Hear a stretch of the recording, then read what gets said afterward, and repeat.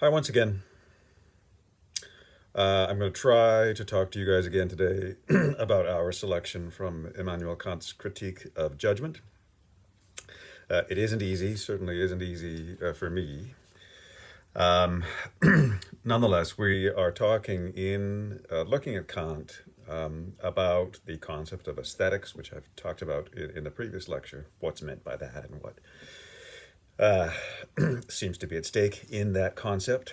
And we're talking to excuse me, to broaden that term a bit.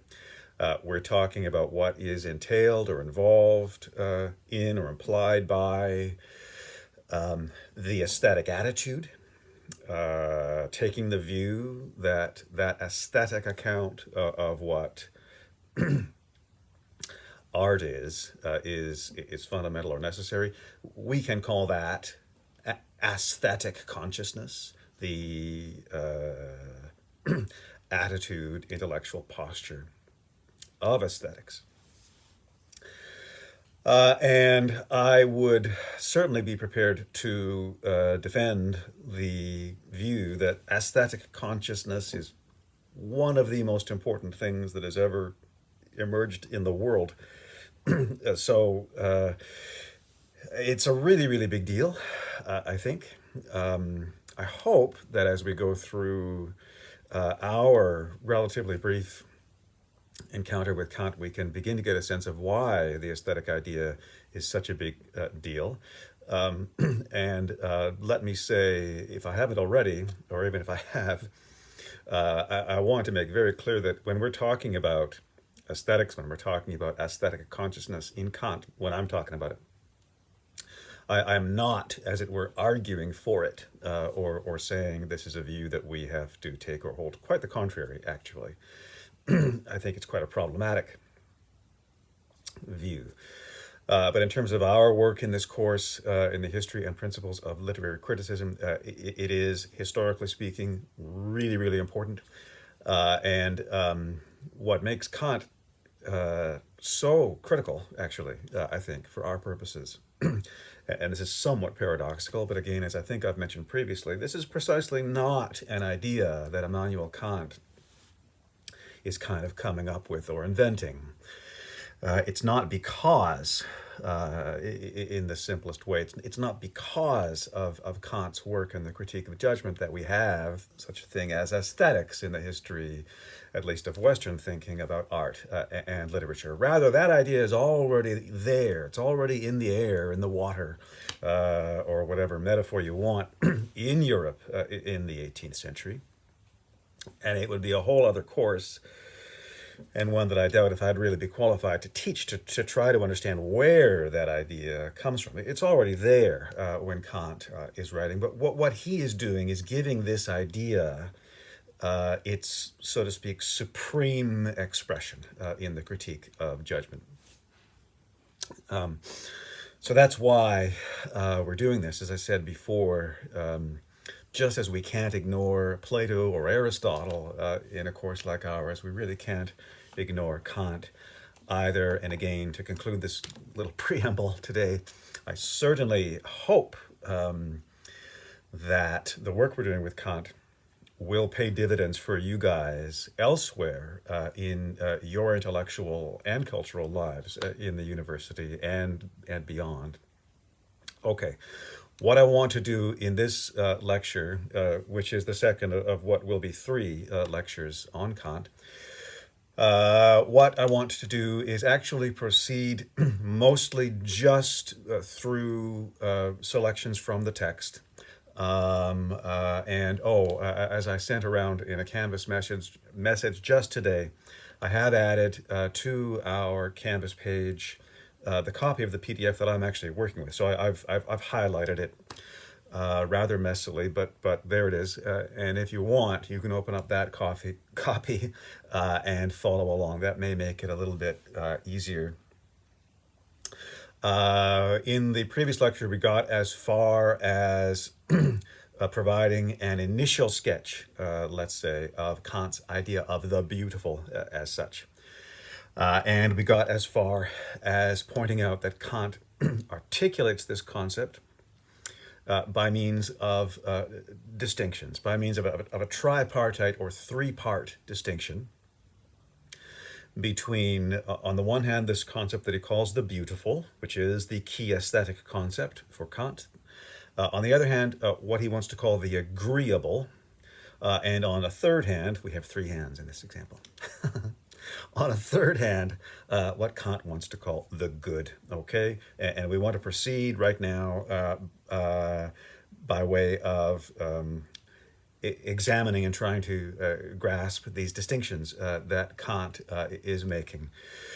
There's the old cliche about two kinds of people in the world, and there's many kinds of two kinds of people, right? But one of the kinds is the distinction between splitters and joiners. Well, Kant is certainly one of the very great splitters in the history of philosophy. He loves to make very fine, acute distinctions, which will tend to be, in the end, I think, very, very compelling, because we are dealing with a very, very smart person, to be sure, when we're dealing with Immanuel Kant. So let's look first of all at Kant's distinction between what he wants to call the beautiful and what he wants to call the agreeable. And I'm going to read a couple of sections. I'm looking now at page 90 in our PDF. It's section 2 of this part of Kant's discussion, where he is elaborating on the notion that as he says in the title of section 2, the satisfaction that determines the judgment of taste, in other words, aesthetic satisfaction in the purest sense, is without any interest. This is the point that Kant wants to develop. When we say something is beautiful, there is no interest of our own in the existence of that thing that we are calling beautiful, whatever it may be. And Kant wants to go on to point out that there are other situations where we do have an interest in the object that is before us. We care about it in one way or another. We care about it for our own purposes, I mean. And the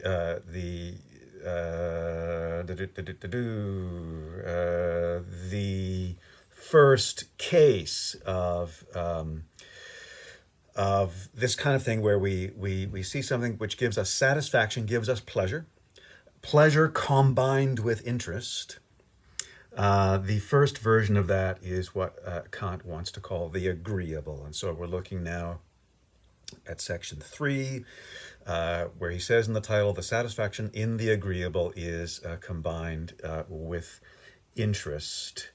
And I'm going to skip down now to the next page. So I'm on page 92 now in our PDF, and I'm just going to read a couple of sections that I have circled with my messy highlighting.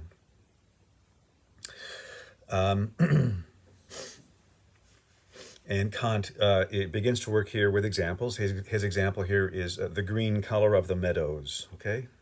So you're walking somewhere outside Königsberg, where Kant lived his whole life. There's a green meadow, potentially an object that will bring you satisfaction. Kant writes, the green color of the meadows belongs to objective sensation as perception of an object of sense, but its agreeableness belongs to subjective sensation, through which no object is represented, i.e. to feeling, through which the object is considered as an object of satisfaction, which is not a cognition of it. I'm going to go on to the next paragraph. Now that my judgment, the phenomenon that. Now that my judgment about an object by which I declare it agreeable expresses an interest in it is already clear from the fact that through sensation it excites a desire for objects of the same sort. Hence, the satisfaction presupposes not the mere judgment about it, but the relation of its existence to my state, insofar as it, that is my state, insofar as it is affected by such an object. Hence one says of the agreeable, not merely that it pleases, but that it gratifies. It is not mere approval that I give it, rather inclination is thereby aroused. And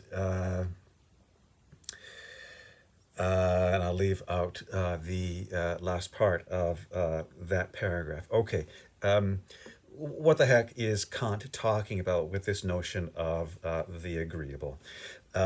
He's talking about situations in which we perceive something in the world before us. His example is a green meadow. My example is going to be much less poetic. My example is going to be a cheeseburger. Okay? Um, we see the cheeseburger. The cheeseburger satisfies, right? So there is a relationship that we may have of pleasure or displeasure to the cheeseburger. But it satisfies precisely in such a way that that pleasure is connected with a feeling or an impulse of desire. When we see the cheeseburger, we want the cheeseburger, right? Um, as Kant says, not merely that it pleases, but that it gratifies. When you see the cheeseburger, you're not just like, I'm glad that cheeseburger is in the world. You're not just taking the view, well, that cheeseburger is beautiful. Don't you agree, fellow fast food connoisseurs? No, you see the cheeseburger and you want it. You want to eat it. So that's satisfaction plus interest. Connected to the faculty of desire is what Kant calls the agreeable. I desire it, I want it. It's pleasant to me. And Kant very much wants to distinguish that kind of experience of satisfaction from a truly or properly aesthetic experience. And one more aspect of this idea that we perhaps can illuminate, even though Kant does not actually put it this way, but I think it is striking that when we imagine or find ourselves in situations where we encounter something that is agreeable to us, like that cheeseburger, there's a relation of pleasure or displeasure, for sure. The pleasure comes if we, in fact, get to eat the cheeseburger. The displeasure comes if we don't, right? That encounter with the agreeable or that experience of the agreeable can always bring with it the experience of frustration or dissatisfaction because our desire is not satisfied. The kind of experience, by contrast, that Kant wants to call an experience of the beautiful, truly aesthetic experience, can never be attended by any frustration whatsoever. You see daffodils with Wordsworth dancing in the breeze. You say, that's beautiful. And the satisfaction is obtained right there without any frustration at all. Anyway, the first of these distinctions Kant wants to make is between the beautiful and the agreeable. The beautiful is satisfaction without interest. The agreeable, by contrast, is satisfaction with interest, desire, a movement of the will toward a possession or whatever of that agreeable object. The second distinction that Kant draws, and now we're at section 4 of our PDF, is between the beautiful and the good. The satisfaction with the good, again, for Kant, is combined with a kind of interest, okay? But it's a different kind of interest from the interest that we have vis-a-vis the kind of thing that we call the agreeable. So the cheeseburger, that's desire. I want it in my belly. That's agreeable. When Kant is talking about the good, sometimes it seems that he's talking about things that are useful, for example, an example Kant does not give, but let's say a nice big bottle of Mr. Clean. That's good. There's satisfaction in that big bottle of Mr. Clean because you can see that it can be used to improve your life and the lives of others by cleaning your apartment. So that's a kind of interest. Fundamentally, though, what Kant seems to have in mind when he's talking about the good is the morally good. So we call that good that when we experience something, we encounter something, uh, and examples, let's say a bottle of Mr. Clean, let's say rule of law, uh, let's say acts of charity, whatever. We encounter things that are in the world that give us satisfaction. It brings us a kind of pleasure that these things are in the world. But the satisfaction in the case of the good, as Kant says at the beginning of this section, section 4, it pleases by means of reason alone. Pleases by means of reason alone. So when I apprehend an instance of the rule of law, for example, that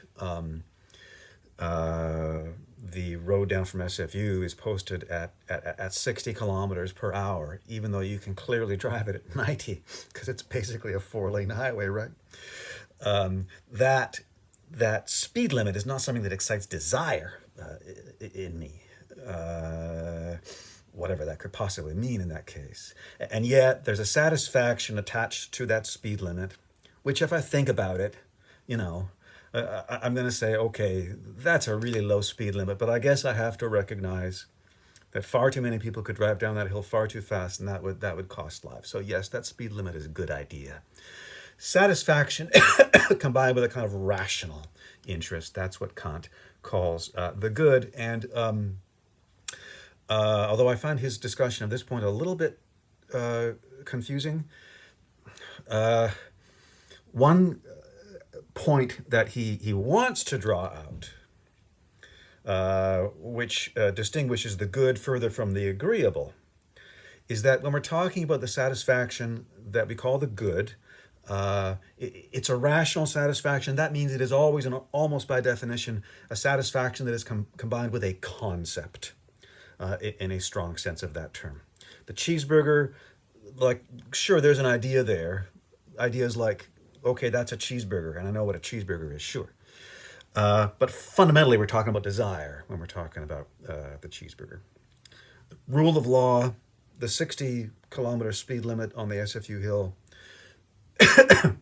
this is satisfaction combined with concepts in a strong rational sense. So we're looking now, I'll look now page 93, near the top of the page, where again, I'm just going to read a couple of passages which I think help us to nail down Kant's idea. As we've already said, that is good which pleases by means of reason alone. That's the first thing that Kant says in this section, section 4. Going on, he says, in order to find something good, I must always know what sort of thing the object is supposed to be, i.e., I must have a concept of it. I do not need that in order to find beauty in something. And this is a point that Kant will come back to later on. It is, I would say, an incredibly important point in the development of Kant's aesthetics and in even the consequences of Kant's aesthetics, what they mean for the whole history of art and literature since Kant. Nonetheless, so he's making the point that in order to find beauty in something, you do not need to have a concept. You don't need to know what kind of thing that is in which you are finding beauty. Flowers, he says, for example, free designs, lines aimlessly intertwined in each other under the name of foliage, signify nothing, do not depend on any determinate concept, and yet please. I'll pause there for a sec, because Kant is, again, opening up a point that is just incredibly important. He's going to come back to it later. At the moment, he's making the point that the good pleases precisely by means of a concept. And our example so far has been a speed limit. Kant's kind of backfilling that point here by way of contrast with the beautiful. And he is insisting that in the case of the beautiful, there does not need to be any concept there at all. Kant's going to go on later to make that point in a much stronger form. He's going to insist that the beautiful can't be associated with a concept.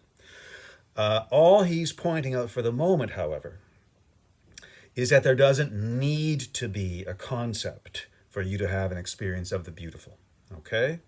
I'm going to say that part one more time. Kant is pointing out, and again, I think extremely acutely, Kant is pointing out that in the case of the satisfaction we take in something we call the good, for example, it is good there's a speed limit on the SFU hill, there has to be a concept there for that kind of satisfaction to occur, and that satisfaction occurs precisely through a concept. That's what we call the good. And by contrast, Kant is pointing out the kind of satisfaction that we call satisfaction in the beautiful, there does not need to be a concept. We can see something that we maybe think is a flower, a pattern, lines aimlessly intertwined in each other, or a wonderful phrase, doodling, we might say for that phrase. We can see things like that and we can say, okay, I have no idea what that is, but wow, that's beautiful. There doesn't need to be a concept there. In the case of the good, there does. Kant then goes on at the bottom of this page, we're still on page 93, again to fill in or backfill the point he's making, this definition of the good. He's contrasting that, of course, to the beautiful. He also contrasts the good to the agreeable at the bottom of page 93, saying, again, very, very astutely, even in the most common speech, the agreeable is distinguished from the good.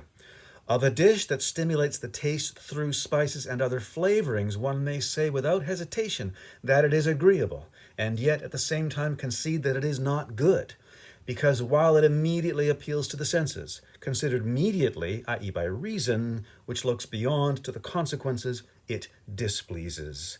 And for all of the incredibly sophisticated and elaborate articulation that Kant gives to that point, he is, I think we can all recognize, making a totally ordinary and intelligible point, which is that there are things that we like, they are agreeable to us, which are nonetheless not good for us, or maybe just plain not good. So Kant uses the example there of spicy food.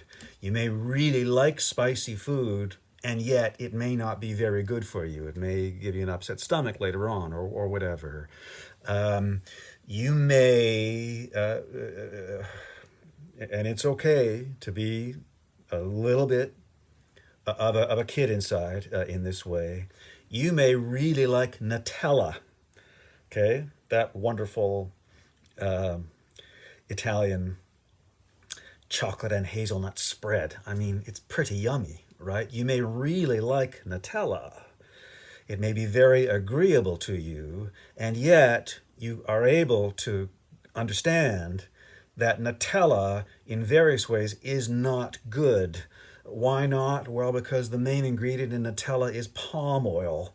And to grow palm oil, X thousands of hectares of Indonesian forest are cut down every year. So agreeable, but not good. That's the distinction that Kant makes. And again, it's a brilliant distinction, and yet a totally ordinary and intelligible one. And he rounds out this point on the next page. So we're looking now at page 94, 95, going on to section 5 of this part of Kant's discussion.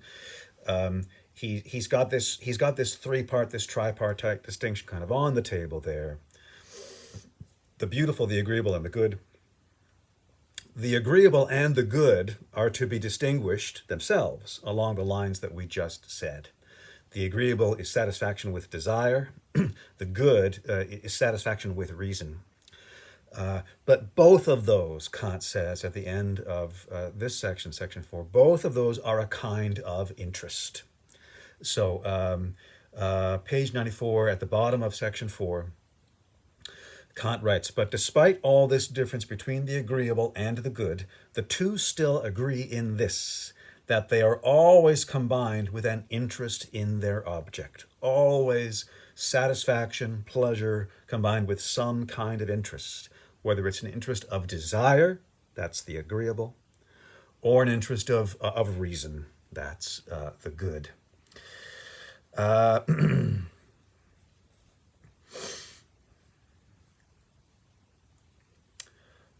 Okay. So we'll go on now to section 5 of Kant's discussion. I'm on page 95, where Kant then turns back to what he's calling the judgment of taste. That's the judgment, the moment where you call something beautiful in the purest sense. He writes, the judgment of taste is merely contemplative, i.e., a judgment that, indifferent with regard to the existence of an object, merely connects its constitution together with the feeling of pleasure and displeasure. But this contemplation itself is also not directed to concepts, for the judgment of taste is not a cognitive judgment, neither a theoretical nor a practical one, and hence it is neither grounded on concepts nor aimed at them. Kant then gives a kind of summary account of the distinction that he's drawn, which I'm not going to read because it is taking too much time, but we will skip down to page 96, where Kant gives his first definition of the beautiful. Now, this is a very complex aspect of Kant's discussion, which has to do with the whole kind of logical architecture of his argument, which we're not going to go into because I don't understand it. That's one reason. But the current point being, we're going to see Kant defining the beautiful over and over again. He's defining it under different aspects or registers of his argument, what he calls moments.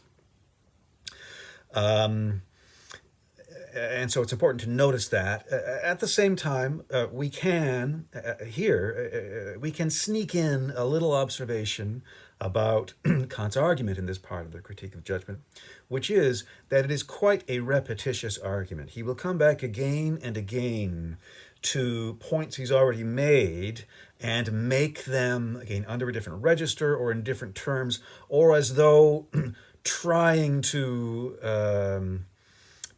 enforce a point all over again. And I don't want to say anything much about that right now.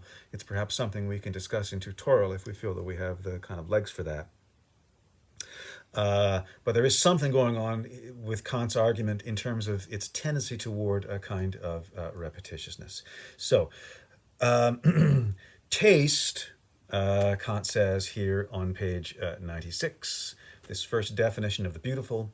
Taste is the faculty for judging an object or a kind of representation through a satisfaction or dissatisfaction without any interest. The object of such a satisfaction is called beautiful.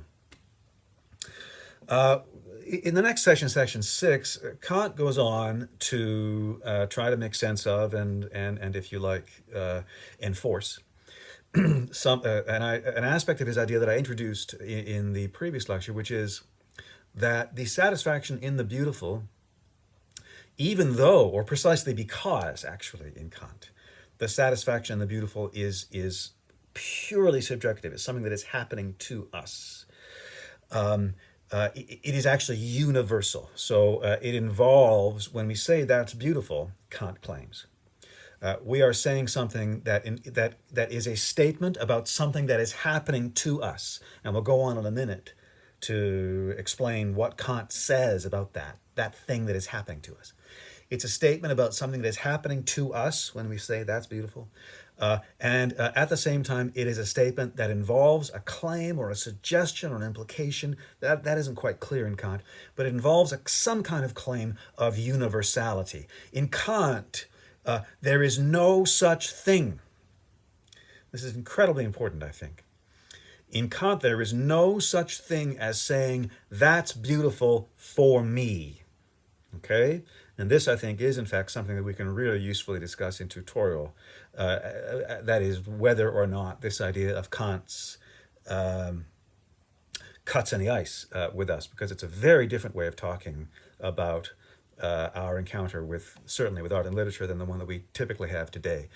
In Kant, we cannot say, unless we don't understand what we're talking about, we can't say that's beautiful for me. When we say that's beautiful, in effect, we are saying, for Kant, that's beautiful for everybody. Kant claims that that is precisely what is involved in the judgment of taste. And the initial account that Kant gives of this point in section 6 is quite difficult, and I'm not sure how effective it is. So I think I'm actually going to skip over that, except by noting one word, actually, which is helpfully bolded in our text, at least in section 6, and that's the word free. The person making the judgment feels himself completely free with regard to the satisfaction that he devotes to the object, that is, the object that he's calling, or that the person is calling, beautiful. A standard, let's say, of freedom in the judgment of taste is critical to what Kant is trying to argue about it. And we can, again, grasp that concept of freedom in judgment. We can grasp that concept initially by contrasting it with that concept of interest, which has done so much work for Kant up to this point in his discussion. If we have an interest in something, we are precisely not free with regard to that something, right? That something is making a claim on us in terms of our, let's say, lived experience of the world. It matters to me that there's a cheeseburger. It matters to me that there's a speed limit, stuff like that. What Kant wants to argue is that in the case of truly aesthetic judgment, when we say that's beautiful, the existence of the object as such doesn't matter to me at all. What matters is that feeling, that experience of the beautiful. And what Kant is claiming in this section 6, again, I think not very clearly or effectively, but what he's trying to claim is there is a connection between the freedom that we experience in aesthetic judgment and its universality. Precisely because no interest of mine is involved in saying something is beautiful. Precisely for that reason, Kant thinks, we can find our way to the view that aesthetic judgment is actually going to be universal. To say that's beautiful does not mean that's beautiful for me. That means it's beautiful, full stop. It's beautiful for everybody. Now, we may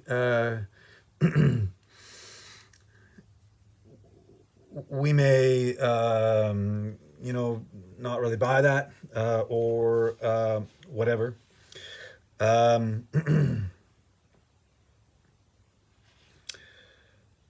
Nonetheless, Kant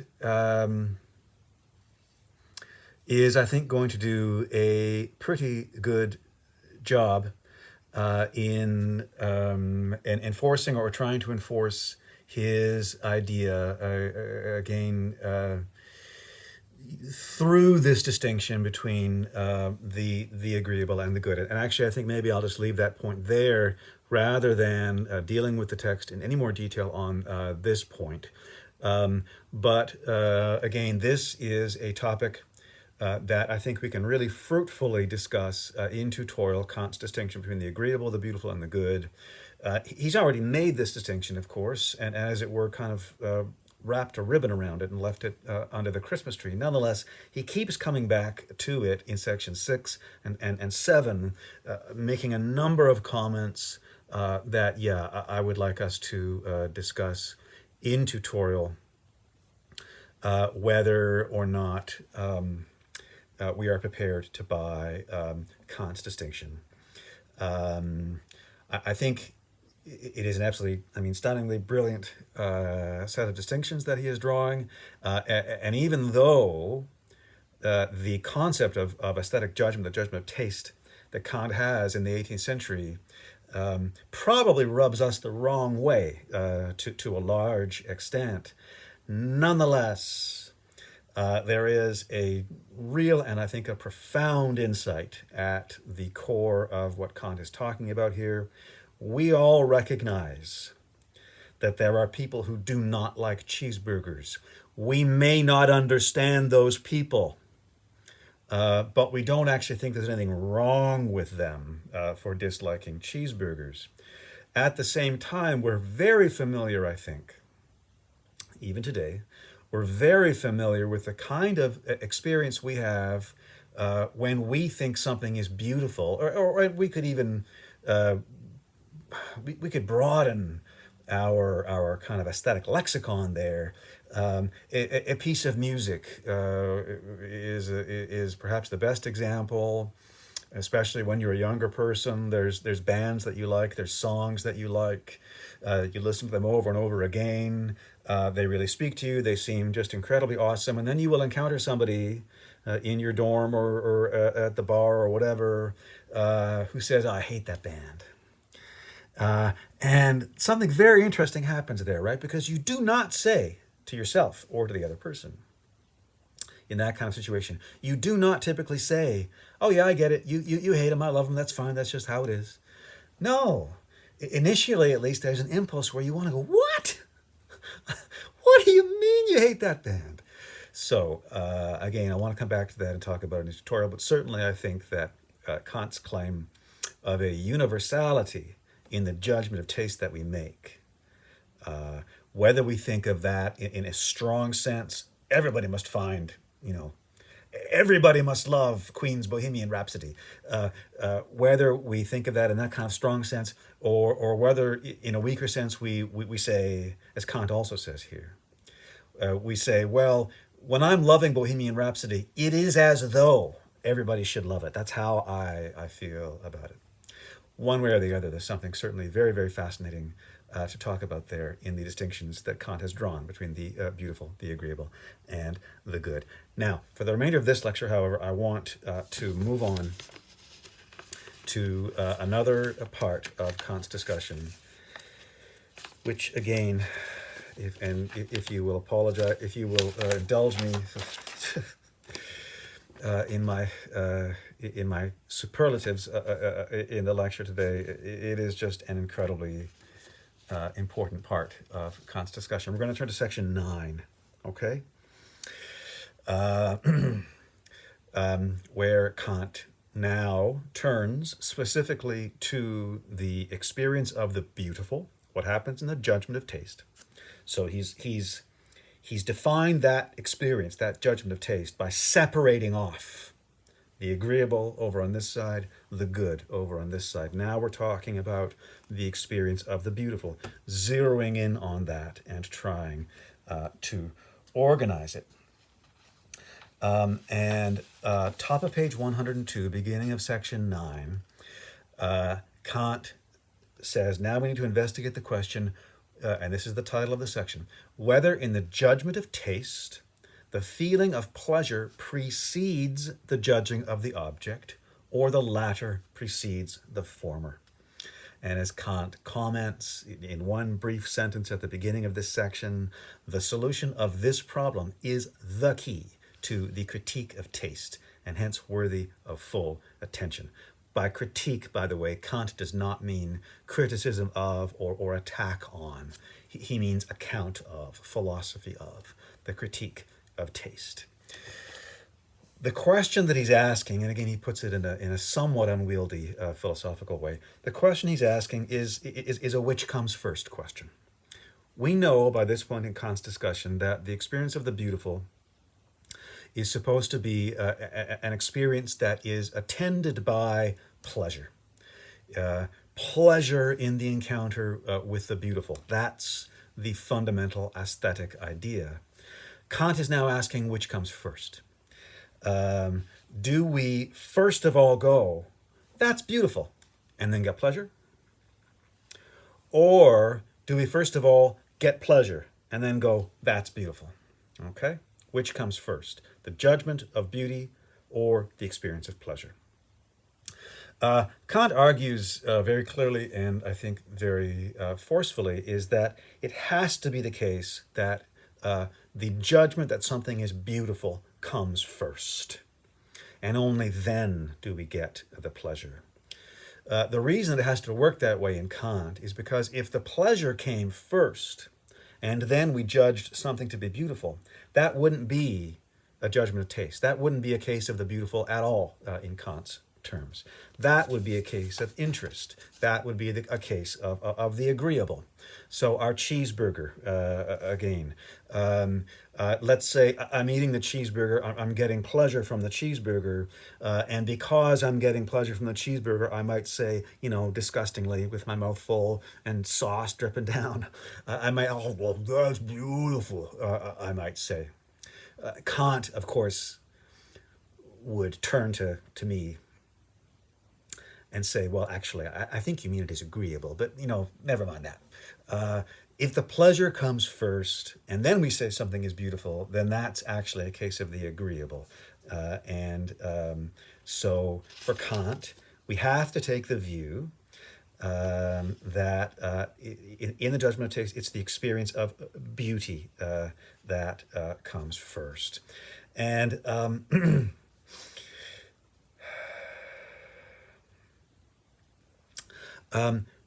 although Kant here, I think, does not make this point especially clearly, I think we need to go on to make it right now.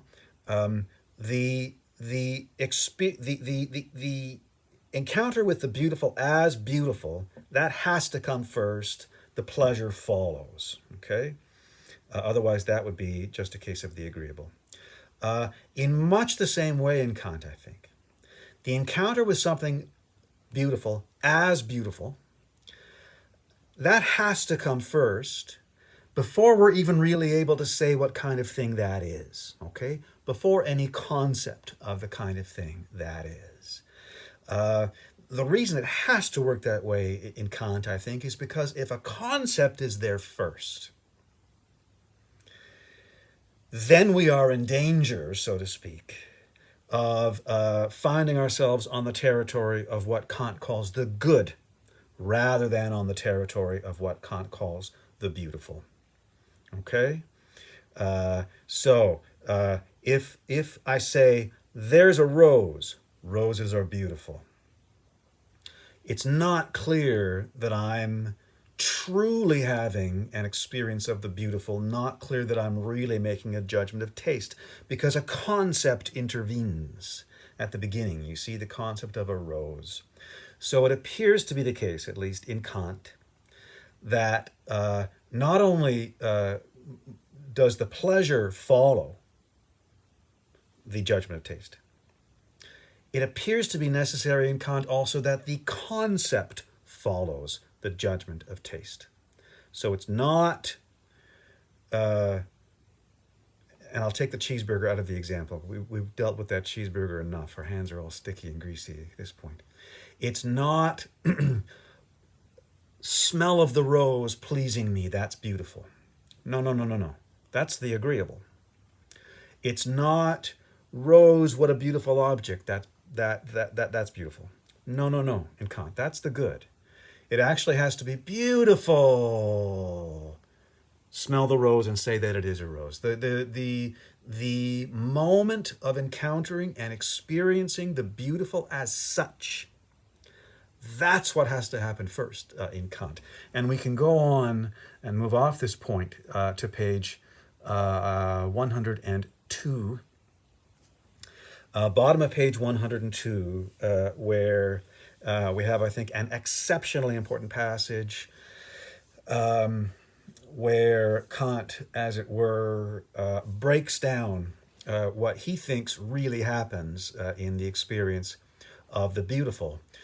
So this is second half of page 102, where Kant is trying to elucidate the notion of the universality of the judgment of taste that he has been talking about. And with the point that he's making, just to set up the quote, the point that he's making is, in the case of interest, there can't be universality. whether we're talking about the agreeable or the good. Second half of page 102, Kant writes, now, if the determining ground of the judgment of taste, if the determining ground of the judgment on this universal communicability of the representation is to be conceived of merely subjectively, that is to say, if we're talking about a true aesthetic judgment in my terms, Immanuel Kant's terms, which is purely subjective, if it's to be conceived of merely subjectively, namely without a concept of the object, it can be nothing other than the state of mind that is encountered in the relation of the powers of representation to each other, insofar as they relate a given representation to cognition in general. A fiendishly difficult passage, you guys, which I'm going to come back to and paraphrase in a minute. But first I want to read another couple of sentences. Here at the bottom, near the bottom of page 102 in our PDF, Kant goes on to say, talking about what happens in the moment of apprehending something as beautiful. Kant goes on to say, the powers of cognition that are set into play by this representation, the thing that we perceive as beautiful, the powers of cognition that are set into play by this representation are hereby in a free play. Very, very important phrase in Kant and in the whole legacy of Kant. They are hereby in a free play, since no determinate concept restricts them to a particular rule of cognition. Thus, the state of mind in this representation must be that of a feeling of the free play of the powers of representation in a given representation for a cognition in general. And I'm going to, before I comment, I'm going to just skip over to page 103, if we can just have a few more minutes here. Near the top of page 103, where Kant says, now this merely subjective, aesthetic judging of the object or of the representation through which the object is given precedes the pleasure in it. That's the point we've already seen him making. It precedes the pleasure in it and is the ground of this pleasure in the harmony of the faculties of cognition. God, what a wonderful, quintessentially Kantian phrase. In the harmony of the faculties of cognition.